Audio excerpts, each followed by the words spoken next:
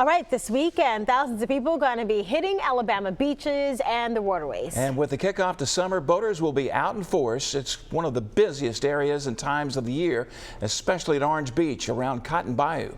The state recently expanding the no-wake zone there dramatically for safety reasons. Our Baldwin County reporter Hal Sherrick taking a ride with state troopers to learn more about safety efforts and the other factors you need to consider on the water.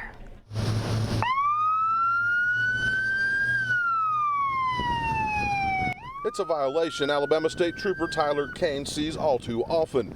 The operator of this pontoon rental boat is going too fast through a new expanded no-wake zone in Orange Beach. After explaining to the driver vacationing from Texas, he lets him go with a warning and a newfound knowledge of the waterway. I appreciate the warning, man. It could have been a bad day, but you let it slide, and that helps out a lot. As long as it's a lesson learned, we're good. The no-wake zone runs from Perdido Pass Bridge north to Terry Cove, east to Walker's Island, and the entire length of Cotton Bayou. Old River along Ono Island is also no-wake to the Florida line.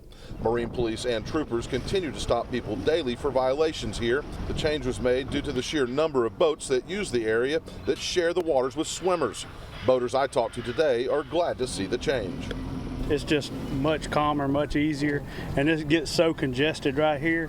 The slower traffic makes it easier to manage. Because I think, especially when it's more crowded, boats going slower till they're into the open water is a much better deal, much more safe. The biggest problem troopers on the water deal with day in and day out is reckless and careless boat operators. There will be a notable presence of law enforcement out on the area waterways this holiday weekend, looking for violations with the goal of keeping boaters safe. Careless and reckless operation, that's most of what we're running into now. People that are allowing someone to ride on the front of a boat above the gunnel and put themselves in a position where they can actually be thrown overboard and ran over by a vessel. With jet skis, do not jump the wakes of other vessels. You would actually be coming through a blind spot on another vessel. That's right. Watch out for other boaters around you. Know your environment. Those are two things that state troopers, Marine police want to remind boaters this weekend.